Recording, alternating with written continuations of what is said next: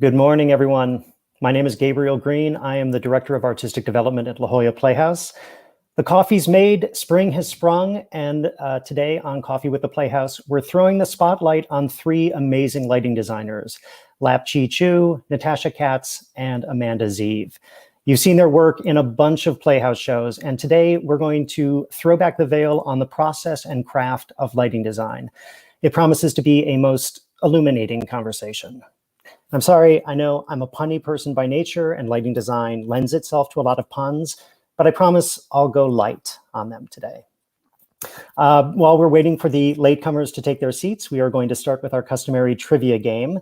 Remember, all you have to do is draft an email, address it to subscriber@ljp.org, and include the answers to the three questions for a chance to win $10 of delicious coffee. Here we go with the first question. Natasha Katz was coronated lighting designer on what 2019 Playhouse musical? As always, it should be obvious for longtime viewers of this, but if you keep your ears open during the conversation, you're likely to hear the answers to all of these. So you can draft that email and fill in the answers as they may appear during the show. Here we go with the second question. Chi Chu last worked with the Playhouse on a show set entirely on a train. What was the name of that play? And as a hint, the name of the play was also the name of that train. And here we go with the final question. Amanda Zieve, who frequently worked alongside Howell Binkley, designed her first Playhouse show about two lovers trying to survive an apocalypse in which play? There you go. You are 3 answers away from enjoying $10 of delicious coffee. Send those emails to marketing, I said subscriber earlier, marketing@ljp.org, and you'll be entered into the drawing. Now, to begin our show, I throw it over to our managing director, Debbie Buchholz. Thank you, Gabe. I was just thinking that $10 worth of coffee would last me about 3 days, so I don't know. But anyhow, welcome to Coffee with the Playhouse. Good morning. I'm Debbie Buchholz. I'm the managing director at La Jolla Playhouse, and it's really wonderful to welcome you to our April Coffee with the Playhouse. It's amazing how long we've been doing these now, and it's just wonderful to keep them up. So I want to thank you, everyone who's on, for your continued support of La Jolla Playhouse. We really, really appreciate it. We love that so many people are joining us for these coffees. We're also moving full steam ahead and planning for the fall, hoping to be able to announce our 21-22 dates in June. And even as we begin to move back towards live performances in the fall, which we're truly excited to do, we plan to keep many of the digital programs that we've been developing over the past year, such as Coffee with the Playhouse. So we enjoy staying connected with you this way, and we can intend to continue to do it. We have so many wonderful online offerings for you to enjoy these days, from our Digital Without Walls programming to podcast episodes of great programs for educators and for students, and including our upcoming virtual pop tour. Our 2021 pop tour, Pick Me Last, is going to be available online next month. So anyhow, a lot happening, but on to our discussion about lighting. So it is now my pleasure to introduce to you our very own Christopher Ashley, the Rich Family Artistic Director of La Jolla Playhouse, to kick off today's conversation with some really exciting artists. Hi, Chris. Hey, how are you? Thank you for the introduction. And I have to say, I woke up feeling so optimistic this morning. I can't even tell you why exactly. Maybe it was the fact that the first thing I saw in my newsfeed was that 1 in 5 Americans have now been fully vaccinated. But in any case, I'm delighted to be with you all this morning.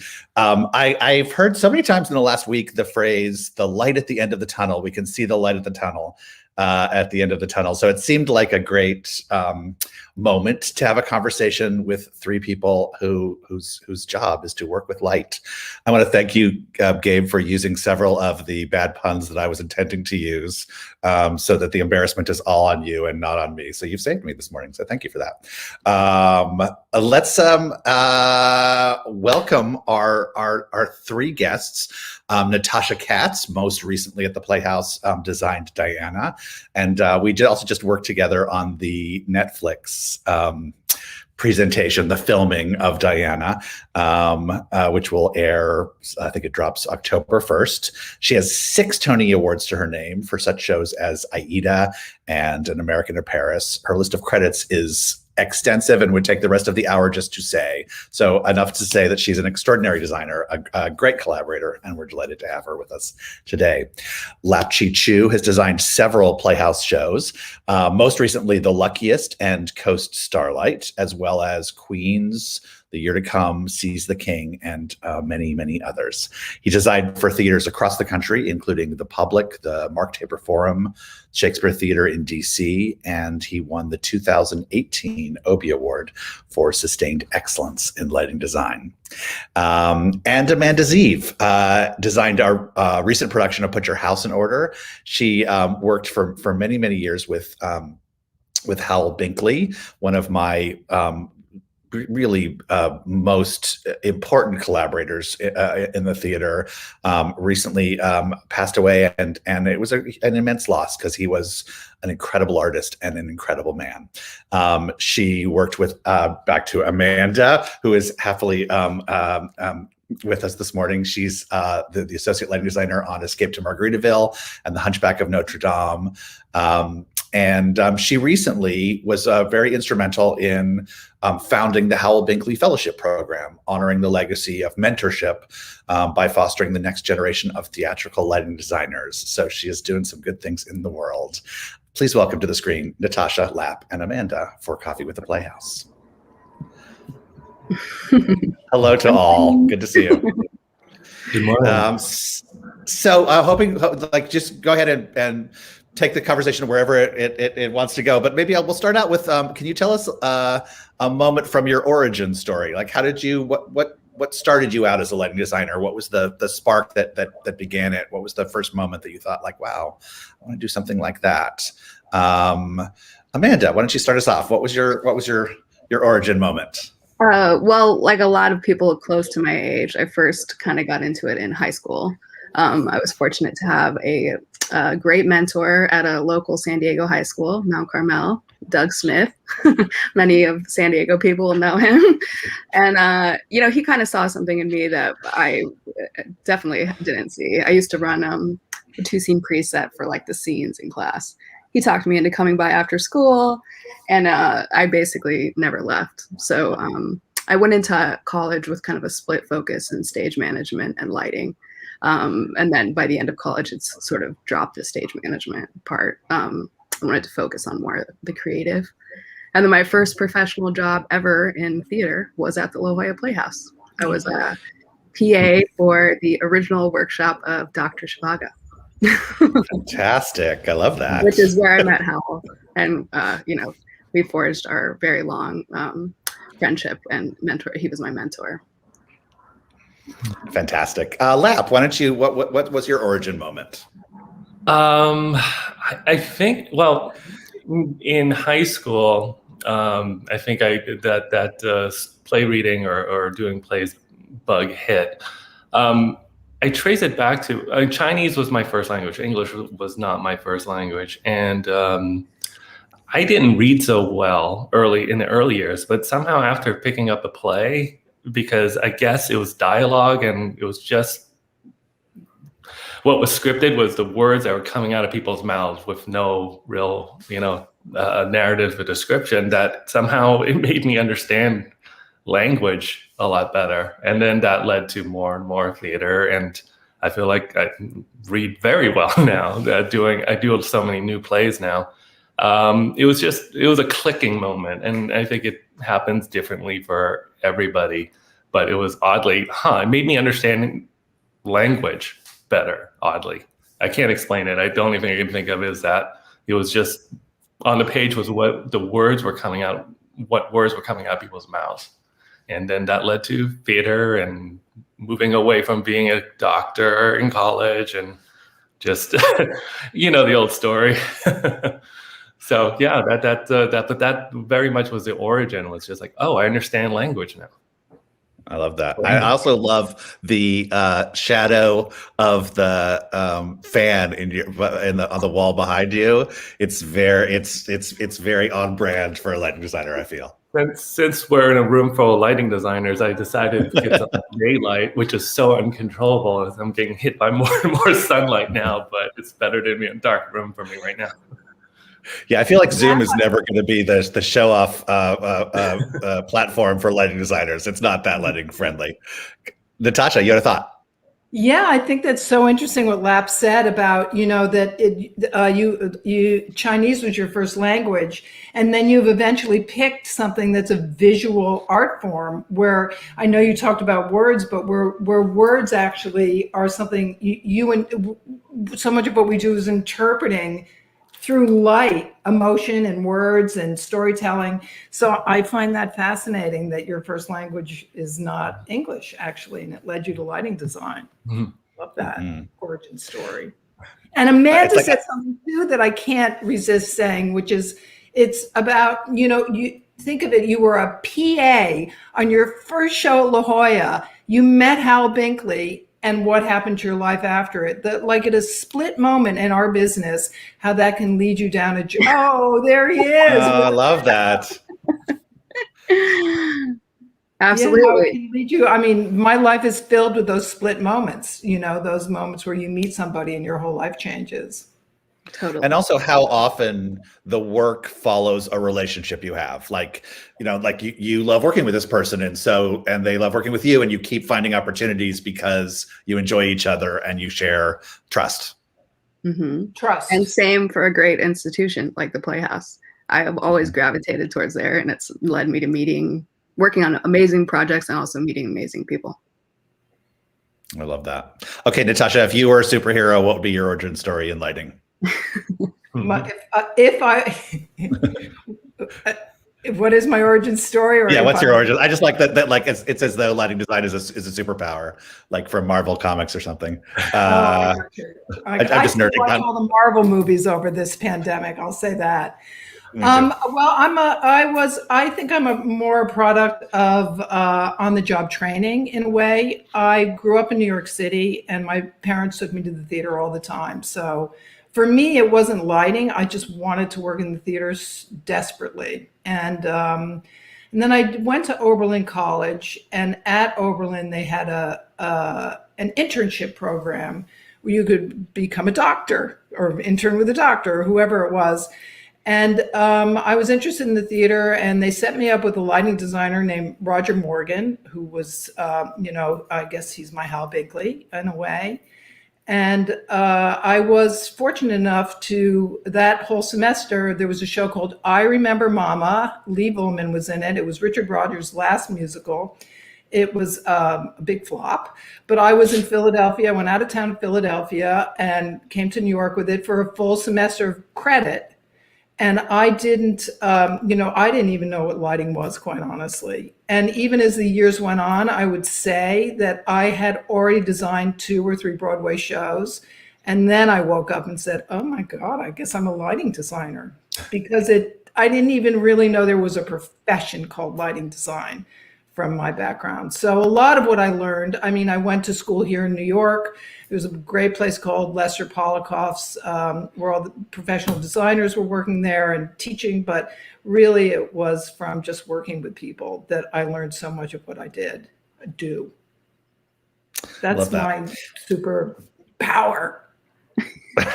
Okay, this is, I think, a hard question maybe to answer, but is there something for each of you that about your process, how you work, the kind of lighting you do that you think you haven't seen anyone else do? Is there something that's like, oh, this is my thing. This is the thing that I figured out. Is there, if someone was saying, the thing that is different about each of you that is unique to you, what would you call out? I told you, a hard question. I am not answering that first. I'll start and I'll say it's definitely not unique to me, but it would be what, if someone was going to describe my process or something, mostly people that work with us. I think that people would say that the timing of how tightly timed the cues are and the calling and my color palette choices are something that semi stands out, but it's definitely not unique as in I'm the only one that does it. But I would say that it's a little bit of my calling card if you want to say.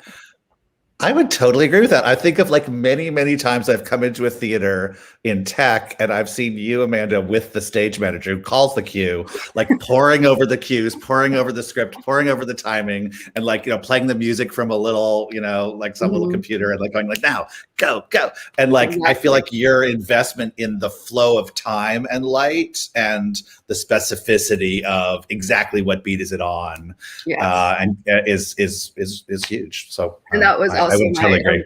That was my original connection with Howell. That was with my stage management background, the one thing I really did know how to do in the beginning, and everything else I had to learn. Absolutely. Lap or Natasha, you want to take that unfair question?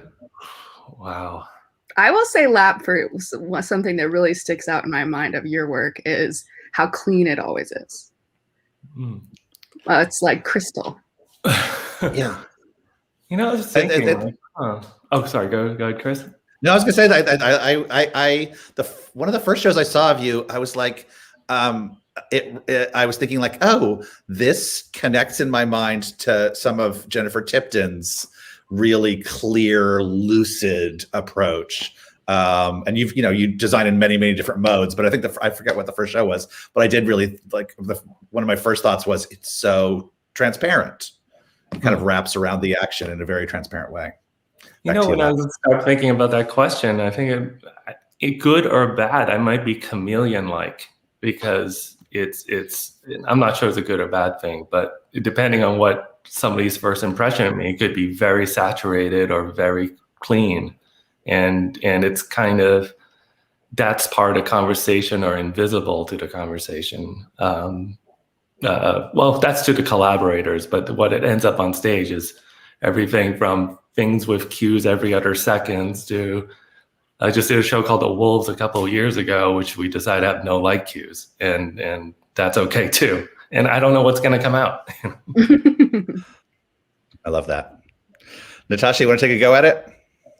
Yeah, I think I'm similar to Lap from the chameleon point of view. I mean, I do view my job as, well, first and foremost, the director's vision, and then all these other collaborators, the set designer and everybody else, costumes, it all sort of sometimes makes up, well, there you go, look at that.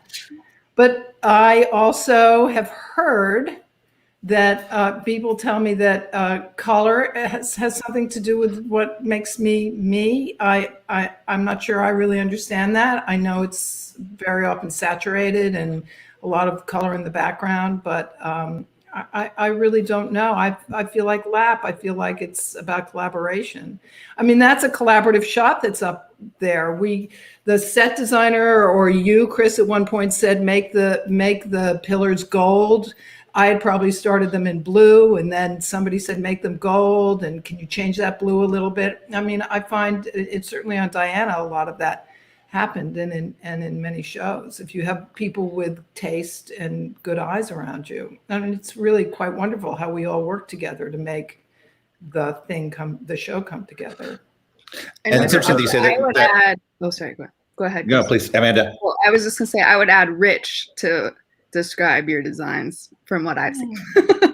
And just to have a fanboy moment, Natasha, the first time I saw Natasha's work, and when you're younger, you tend to look up at all the lights and wonder how it's done from the professionals. And then you look on stage, it's just so clean and simple. And you realize how great that work is to make all that look simple and coherent. And so just a fanboy for a second. Thank you, Lap. I do. It's interesting you say that also, because for me, the older I've gotten, the more I've pared away. Meaning the simpler, the better in terms of illuminating the story ultimately. So I thank you, Lap. I love that. I've often thought that lighting design shares something with directors of photography in the film world, like that you're part of what you're doing is say, look there, look like you're directing our eye toward the part of the story that we need moment by moment. And it was so interesting, Natasha, to spend 3 days on the Diana movie with you and me and the director of photography, like really crafting the lighting cues for the film as he and I were sort of thinking about, okay, where is the shot? Where's the hero shot coming from? And it was, and I still felt that. I felt like lighting design and cinematography are very connected in some way. That wasn't a question. That was sort of a statement. Yeah, I totally agree. I mean, what we do is, well, Amanda was talking about timing. That's very similar to film. We tell the audience where to look, which is similar to a director of photography and an editor at the same time too. The mood, where the light's coming from, what the light is. It is essentially the same job. I think it is. Actually, we straddle two jobs. We're that and an editor in a way. And we have the live element, obviously. and we what, Amanda? We have the live element. I know, because they can just take a light as long as it's out of the frame of the camera. They can put a light right there. We don't have that luxury. Yeah. That's true. But you know, Chris, I'm actually working on a film with Declan, who was our DP. So speaking again of how it works in our business, you know, I met Declan through Chris, and now we've developed a language that is, they're different languages because, like I can see on the side of your face a little shadow there, Chris Ashley. It's good. Don't worry, it looks great. But Declan would get rid of that shadow in a minute. And that's what we spent a lot of time on Diana doing, was making everybody's face just look beautiful for the camera, which I think we do too in the theater. Yeah, he sort of introduced me to the idea of like, what about the second eye? Like if you have a directional light and making sure that both eyes have detail. Right, that like if one eye just goes into shadow, it's not an interesting face to look at. Like that you need both. So like a lot of times it's like, okay, how do you fill in the second eye? A good name, like the second eye, would be a good name for someone's autobiography, I feel. It's interesting that the idea of collaboration is keeping on coming up.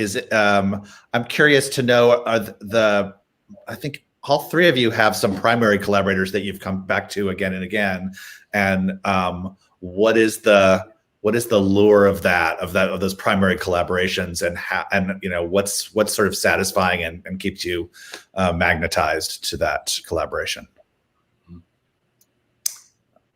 Maybe it's abbreviated language. There's less first dates going on. Which is often awkward, and then you just pick up from a higher place. Maybe that's one attraction. What do you guys think? I think definitely like respect for each other's craft too. Like we all we have people that enjoy what we do more than others, you know.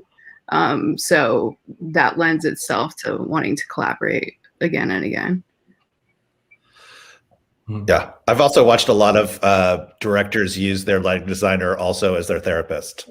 Like there's a sort of comfort zone at the lighting board, and whenever something else is going wrong, they like gravitate back to like, this is my happy place. We'll just talk about a moment or a cue, and I don't have to worry about the thing that's crashing and burning over there. Or just sit behind you and pretend like we're working because they don't want to go talk to someone. There's always that. Yes. Natasha, do you have a couple of like long-time collaborations that you really treasure? I do. I do. I worked with probably it's with the set designer, with Bob Crowley, who's we've done a lot of shows together. You said that I have 6 Tony Awards. 5 of them Bob was the set designer for, you know, so it's been in I guess it's what's unsaid. It's in some ways, like you said, I can't remember, Amanda and Lap, I think you both said it. It's the first date thing. But there's also a sensibility and trust, like you said, an early collaboration in the process of being able to get, put lights where we need to put them in order to make the scenery look great, in order to make the costumes look great. That's such a big part of our job. It's so unspoken that it's very hard for anybody who doesn't work in the theater to really understand it, but it's all about, just like the world, it's all about real estate. And some people are more, set designers are more collaborative than others about that. And then I've worked with Chris Wheeldon a lot also, with Bob, and he's sort of moved into the world of theater, but started in the world of dance, and that's a whole other way of, that's a very emotional way of lighting the world of dance, because very often there's no story. So I guess those are the off the top of my head. Yeah. I would also say your collaboration with William Ivy Long is very sort of sweet and dear. And I was actually on Diana. Diana's such a character of her clothes, right? She's so kind of like her fashion is such a part of her storyline. And I started watching the first time we teched it, a new costume. Diana would come on a new costume, and you would orient everything around the color of that costume. Like you'd make room for that costume as the sort of center of idea. And it was interesting to watch you kind of constantly pay tribute and protect the work of William and those gowns. Yeah, I'd be interested in what Lap and Amanda have to say about this. But for me, well, Diana was special because, she was so known for what she wore. But for me, so much of what I do is keyed off of the color of the costumes, and especially what the star might be wearing. So yes, and Diana, if she came in a green dress, it was lit for that dress, meaning that I would put probably a little green on her dress, and then the surrounding people would be in another color in order to really kind of pull Diana out and make her look beautiful in the star. I don't know, Lap and Amanda, what's your feelings about costumes and color and things like that? I will say, being a part of so many new musicals, that sometimes something's really gonna stick. They come out in an amazing outfit, and you're like, yeah, that's like obviously gonna be it. But I've also had the opposite happen, where every day they're trying out a different costume for a new scene. So I'd say I'm not sure if it's necessarily always the first thing I go to. I think typically for me it's more, I start sort of with what the scenery is trying to evoke kind of thing. But I love that idea, and I will probably take more of that into what I do, being that you just said it.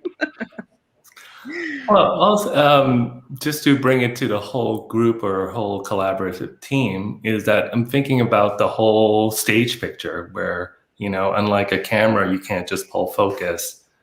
It's you can, but it's different. You got to consider the whole frame. And so, that great costume, what is it surrounded by, and how much of that do we see, and how do we make that pop? And it's a whole team effort. At the same time, sometimes it might be a paint note and not a lighting note to make something pop, or it might be a makeup note or something. That's the great thing about the collaborators that understand what everybody else is doing, is that you're not siloed and thinking about only I can pull that lever to fix this, but it's actually the whole team. And sometimes it's set, sometimes costume, sometimes the director can make that choice about, well, maybe it's this, and we all understand it as a team, and yet we have our specialized jobs: lighting, scenic, costume. So that goes back to collaboration, but it takes a village to make the whole picture. Absolutely. I watched go ahead, Natasha. Okay, I'd love to ask Amanda and Lap a question that I hate it when people ask me the question, which is, how do you talk about light with the director when you first start your collaboration? First date or third date, it doesn't matter. Yeah. Well, back to the who do you collaborate often with, that part is definitely easier when it's someone that you've collaborated with before. And it really, for me, it definitely depends on the director, because, all directors know if they like what they're looking at, but there's certain directors are more detailed than others about what it is they're looking at, so some directors might really not know very little about the technology of lighting, but they know they're not liking the feel of the scene, or they're not liking the flow of something, where other directors are like, you know, like literally will say, I think you need to bring in some like more surround wash here, or like something very, you know, technical, or something Chris and I were joking about, which might be a good time to mention it, is we ended up with a water effect in Escape to Margaritaville on the show drop. There it is. Oh, there it and is. Yeah. The first day Chris sees it, he walks in and he goes, what light is it that makes that? I'm like, well, Chris, it's a Viper, a Mac Viper. And so he goes, that's excellent. I want a Viper on all my shows.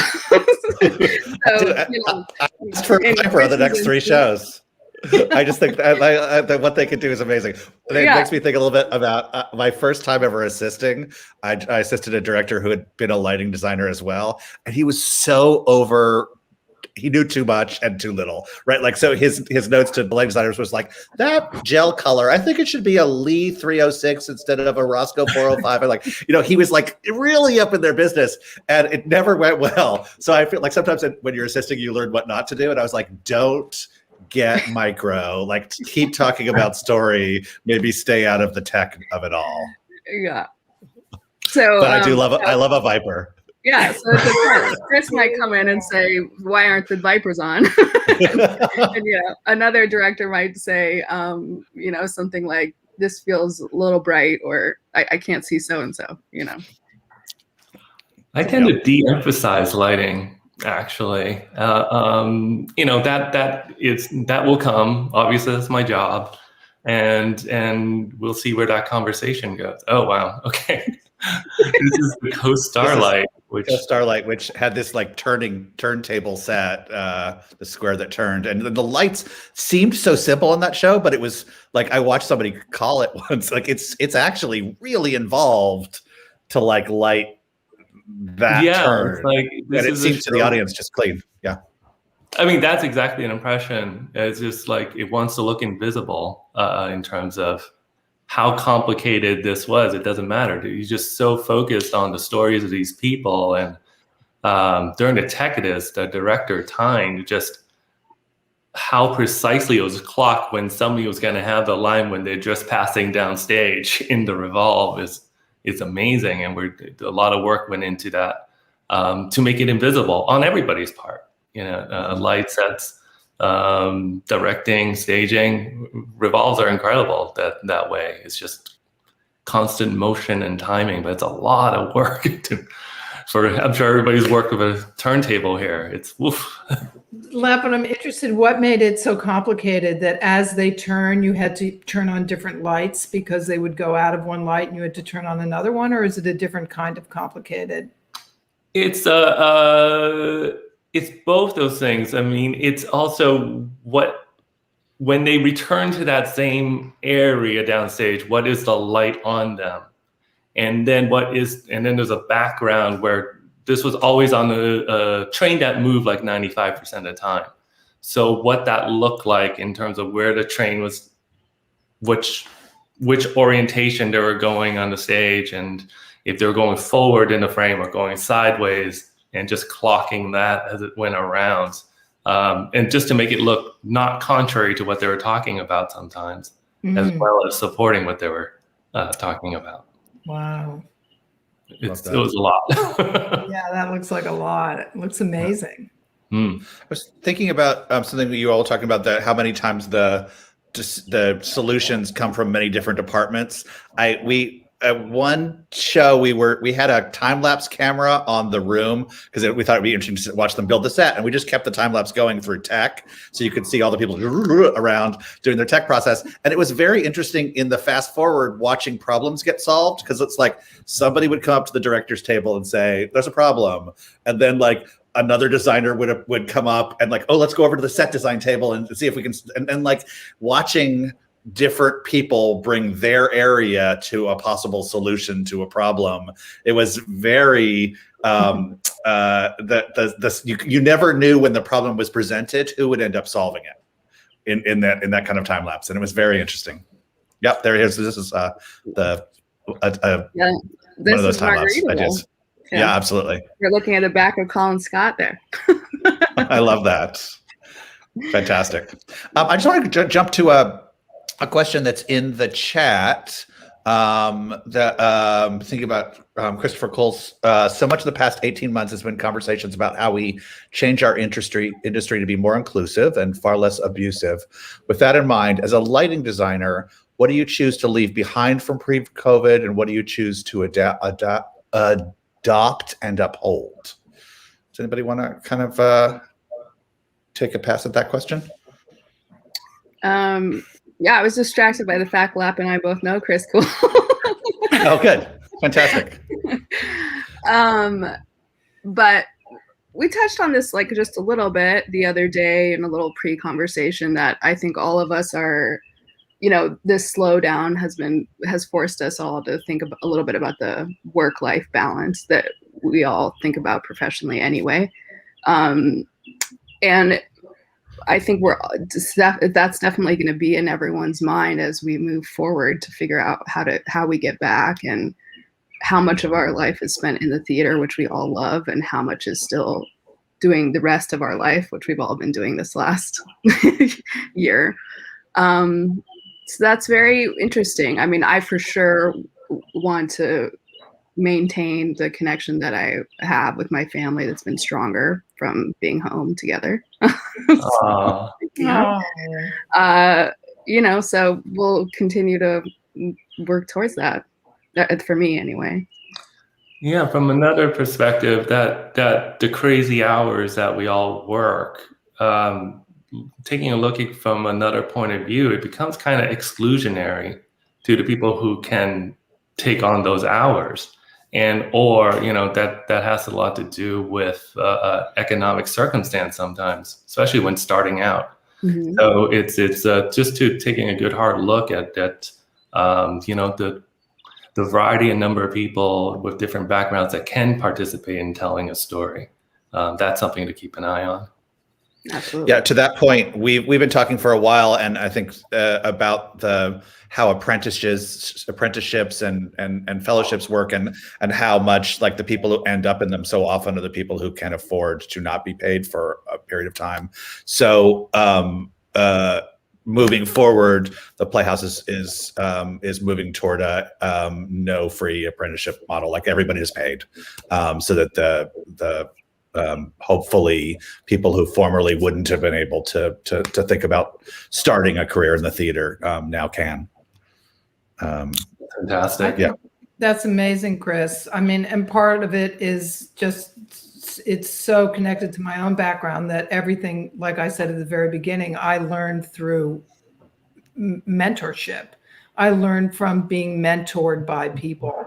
That was my on-the-job training. So I think that's fantastic that you're doing that. Absolutely. And echoing that, I mean, these are all the reasons that we've started the Hal Binkley Fellowship Program in the first place.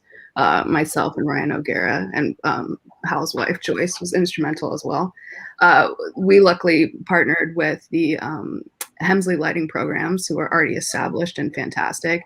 But it's that exact thing where if somebody does come out of school or is ready to get in professionally, it's very hard from our perspective to just immediately hire somebody onto the team that you don't know, So, I mean, granted, we do it sometimes, but it's a lot better if you have a little bit of a feel for this person, a little bit of feel of their skill level. So we wanted something like the fellowship for someone really at the start of their career to provide that professional experience, like you were saying, Chris, like a mentorship, which Natasha and I have, and internship, because we agree that you shouldn't have to make a huge financial sacrifice to be able to enjoy that opportunity. But it's also from our perspective as designers, how do we help facilitate that, because it's not necessarily an easy answer. Yeah. Makes me think a little bit about the fact that Lap, you also teach, right? Like, so you're sort of helping mentor and opening the door for new people into the field. You're head of lighting design at UCLA. Do you feel like the teaching part of what you do feeds the professional lighting design part of what you do? Yeah, this is I recently went to UCLA, took the position at UCLA, and it is one of the big reasons is that it's a public university, and that enables a wider audience, economically, social, that to participate and to figure out if this is what they want and to learn from that. So that was a huge or interesting benefit and something that I was interested in pursuing at this point in career. It just happened to have all fall into place this past year. So I haven't been on campus very much because I started this job in the last summer. So I like to see what my office looks like. Amanda and Natasha, have you both taught us? Go ahead. I'm sorry. I just want to, before we go away from mentorship in some way, and I was part of the Alan Lee Hughes Fellowship, and Alan Lee Hughes Lighting Design was my mentor, where I got to spend a season with Arena Stage in such an early career mentorship, and also with enough money to live on in that for that whole year that the focus could happen. And so glad that the Playhouse is doing what they're doing now. But it is now all three of us can here are stated now that we're benefited from mentorship in some way that we could partake in. And like back to what Natasha was saying, and I'm sure Lap sees this regularly, like in class, you for sure want to build the fundamentals in class if you're able. But for me personally, so much of my craft has been learned that I've observed. I mean, it's irreplaceable to get into a tech with someone like Hal Binkley or Natasha and just see how they work, how they respond to everyone in the room, how a giant show comes together. When you're first starting out, there's nothing you can't really substitute that with anything else. So for the future of what we do, it's very important that we figure out how to keep that as an avenue for learning. Well said. I agree. Let's invite Gabe back to the screen, and there's actually some really interesting questions in the chat that we can also bounce off of. Sorry, Lab, and I interrupted you. Did you have a thought? No. Yeah. So absolutely. Gabe, you want to call out any of these? Yeah, go ahead. For sure. No, first of all, also thank you for the shout out to the wonderful and loving comments from Juan and Andrew and Lauren and Diane, Mark, Deb, all of the people who have thrown love our way. Thank you. Some really fantastic questions. Let's dig back to the first one. Eric Cornwell asked, what skills and abilities unrelated to lighting or design contribute to a successful and rewarding career? That's a very good question. Could you read it one more time? Yeah, I know. It pops up on the screen a little bit fast. Sure. He said, what skills and abilities unrelated to lighting or design contribute to a successful career? Happiness. Know why you want to do what you're doing. That goes a long way. I know that's not a skill, but sometimes it feels like it's a skill. You got to make time for yourself. Because you could go from theater to theater easily. It's a lot. So know what you need to think creatively in that case. It's hard to get new ideas if you're going from job to job to job. And sometimes you just have to make time for yourself to do so for longevity. And kind of back to what Natasha was saying, that she doesn't love to answer, that she asked Lap and I earlier. Communication, that's a big one. Finding out a way to communicate with literally everyone, your team, your electricians, the whole rest of the creative team, especially the director. You don't necessarily need to be like a great scholar of language, but you do need to hear what they're saying and get across your response in a way that, is satisfactory to them. Yeah, somebody just said to me today, I'd never heard this before, that you're born with one mouth and two ears. You've heard it? I've never heard it for the first time. So you weren't born with two mouths and one ear. That's right. So listen, and I think lighting designers, we do definitely do that a lot. That's a big part of it, is trying to understand it. But, speaking of that, like references, I have found that, knowing what's going on with current events, so this is for lighting designers, but that was a question. Knowing even what, who the pop stars of the day are, because there are all these music videos that go along with it. There's so much visual intake now that I think that that's actually really important from a reference point of view. We used to say, go to museums, learn about art. I think that's also really important. So that's something that it feeds the soul on a personal level, and also allows a way to have a dialogue with the director sometimes. Or, oh, have you seen this? Or have you seen this? Like, oh, it's like a Seurat. It's like a Rembrandt. It's like that Janet Jackson video I just saw. It's like whatever. I think you get the point. And then there's another thing that sort of straddles two things, which I have two kids myself, and they're in their 20s now. And in the world of lighting, it was very different then. Nobody had kids. Beverly Emmons Arden Figueroa had a daughter, and unfortunately she died at an early age. And Beverly Emmons invited me and my husband over to dinner to say, you know what, you can actually have children in this business. And then, so we had kids. And the years from 0 to 7 or 8, in many ways, I think were my most creative years, because I hope this is someone answering the question, it's life outside of the theater, because kids think so creatively and you have to think creatively. So that was an incredible thing that happened. So everybody should have children. No, I don't mean that at all.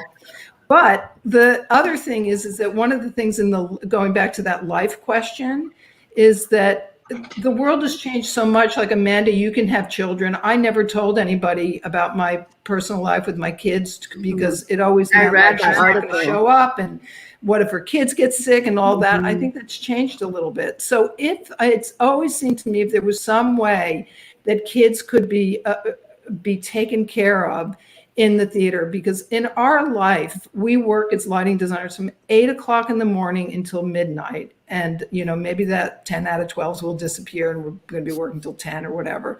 But that's a lot of time away from kids. And so, some way to embrace what it means to have children in the theater. So there you go.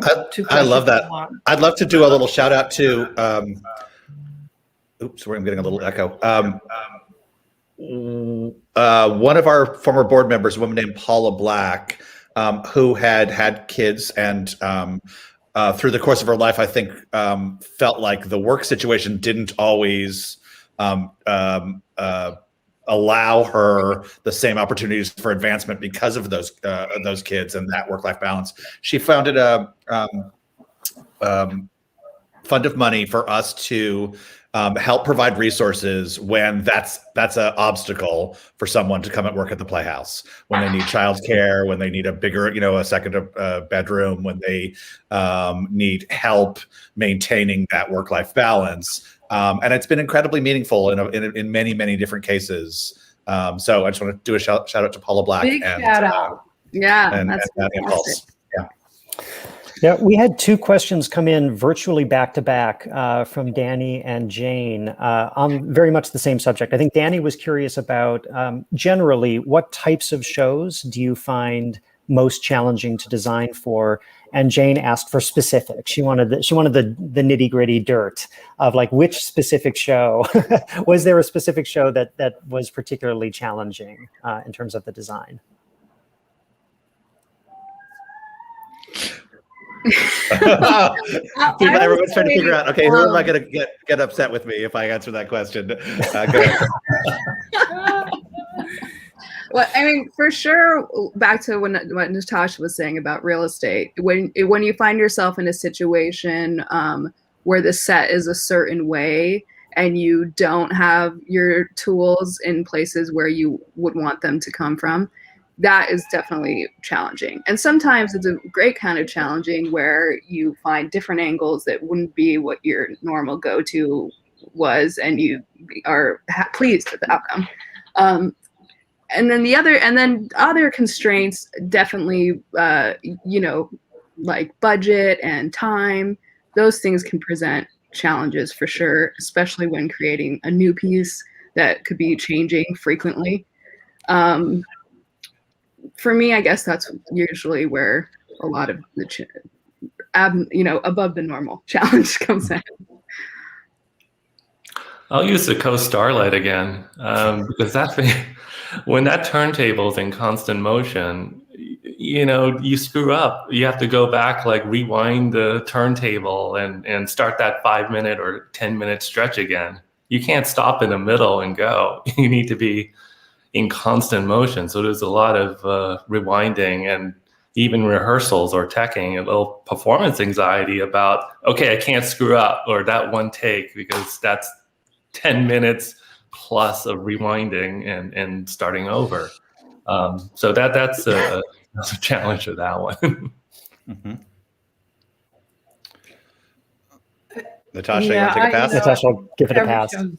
A challenge. Yeah, I do always wonder if the audience that is watching about lighting actually understands that, a set designer can show a model and a costume designer can show renderings. But when we come in, we do a lot of homework. So we try to figure out where the scenery is, so where we can figure out where to put the lights. And then we go through a budget and somebody tells us it's too expensive. And then we cut things.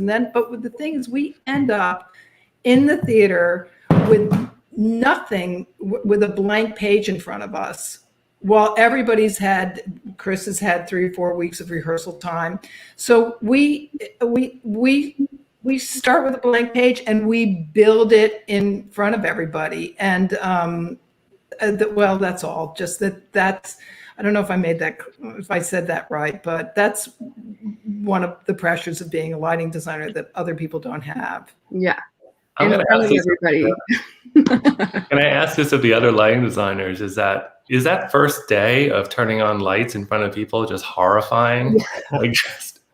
I just want to. I'm always like, especially if you're somewhere, for some reason when I light in the round, that one always gets me. I'm like, it's always just really, I mean, I know how to do it and I've done it quite a bit, but it's like, I always tell myself, okay, this first session, right, which is the afternoon session, which works out to 4 or 5 hours. Like, just get through the first session, and then you're gonna breathe, and then you can start like doing it for real. Because I feel like it's always just an adjustment. Like, I start turning on stuff, and I just don't like any of it initially for some reason. That's how I feel. I worked for a lighting designer who did a number of Broadway shows, actually won a couple of Tony Awards, and he said he finally left lighting because he couldn't face writing Q1 anymore. I don't know if that makes sense, but it's to the audience, but it's our first time we put lights on in front of 40 people. Hal would have a famous saying that he applied to like all the time. If he thought that he'd made a mistake, or if when you're rehearsing, sometimes there's like a door over stage right, and then it spins on the turntable and turns out the scene it's going to be played stage left or something. So if he starts building the cue stage right, he would pick up his handset and he would say, "Oh, sorry, it's my first day." I love that. I'd like to fess up to having destroyed a production with a lighting design, and it was all my fault. In college, I thought it would be a really fun idea to have the only lighting in the production be the audience all had miners hats on and with a little beam of light. And I thought, like, let them point at what they want to look at, and it'll be really like it's like radical democracy in action. But what ended up happening was anytime an actor wasn't lit, they'd start to panic and act bigger. So by like the third performance, the performances got immense in order to be lit by the audience. So it turned into this like ginormous kind of overacted burlesque when I had intended it to be like an interesting little thought experiment. So that was my most challenging lighting design experience. That sounds pretty good to me, actually. It sounded good. It was, you could have enjoyed being in the theater with it. I do want to, we have a couple more questions. I think we're only going to have time to fit in one more. So I want to turn to Linda's question about what it looks like to be a lighting designer during the pandemic. Have you worked on any shows, and what was that experience like? Well, for me, no, haven't. Maybe a little prep work, but I was fortunate enough that Diana was filmed for Netflix in the middle of COVID. And that was quite an experience because, you know, one of the big things I learned so we all had masks 6 feet apart. It was early on. It was September, Chris, wasn't it? So it was really early on. And we were in a bubble. We all had to go to the same hotel together and all of that. But you can't, so much of what we do in the theater is sort of like I might walk up to Chris and say, hey, what do you think? Or Chris would come over to the table and say, do you think you could? And just kind of whisper it in my ear so nobody heard. But because we had masks on, it was more like, what do you think about that? Whatever. And so nothing was hidden. And that changed the whole dynamic of the experience. Yeah. But other than that, no, I haven't done anything. Thank you, Chris Ashley, for that Netflix. Oh, thank you. You did a beautiful job. I would say in terms of, and I haven't been in a theater, but teaching lighting was challenging. I honestly, and I've told everybody this, I'm kicking that can of looking at color down the road because you can't do that on Zoom. It's just like, I don't know what your screen is looking like and what the limitation of our camera. So I've been kicking that can down the road, but you know, we're starting to open up, so that's great. But I just didn't want to fake it and have no long-term benefit from trying to look at color over Zoom. So yeah, ready for this to be over. I'm sorry, Amanda, unless you have an answer to that, there is one more question that we just wanted to fit in under the wire. Erica Rivas asks a highly practical, like physical question. How does the bending of matter affect the way we perceive color through that material? For example, if I have two pieces of glass and I melt one, flashing a light to both of them, how would they perceive color differently? Amanda, since you didn't have time to answer the last one, yeah, this one's yours. I would say, I mean, the answer is I'm not a physicist, so I don't entirely know. If it was me, I would be doing a test with both of those items to see. But in terms of like reflectivity and stuff like that, well, that comes into play of what we have to deal with a lot. Like where not only, you know, like where is the rest of the light that's not hitting the actor or the set piece going to go? Like, do you need to shutter it? Is that going to reflect back somewhere? You know, what is the material that it's hitting? Can it go through it? Is it going to be absorbed by it? Is it going to reflect back? So their physical properties of things definitely play in that way. And also like with what we've all been saying about collaborating with costumes and hair and makeup, how luminous certain things are is part of how we make things look good. Great. So I think, Gabe, we hit our time limit. I want to thank our incredible guests, Amanda Zieve, Chi Chu, and Natasha Katz, for joining us and having such an extraordinary conversation with us. Thank you. And I want to just remind everybody of what Debbie said to us at the beginning. This year's WOW production, Pick Me Last, will be available virtually starting next month. Gabe, any final parting words for us? Just as always, if you missed any part of this conversation or missed any previous Coffees with the Playhouse, please do subscribe to our YouTube page. You'll be informed of any new material that goes up, these episodes, any digital wow shows, the digital pop tour that Chris just mentioned. So please subscribe and recommend it to your friends. Fantastic. And thank you all for joining us today. We really appreciate it. Take care. And I think we